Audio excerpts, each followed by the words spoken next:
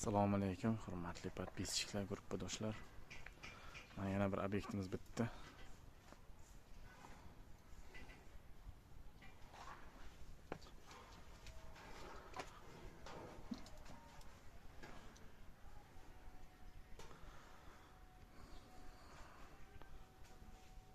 Samarqand shahar Bulung'ur tumanida.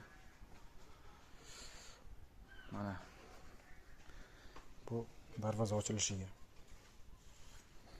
ish bilan tekis bo'lib tushib ketgan. So'qurlar laklangan, g'ishtlar laklangan.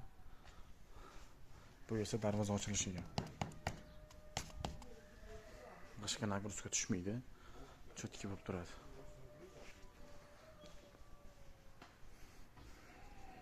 Zinalarga ham yopishtirganmiz. Uyimizning old tomoni.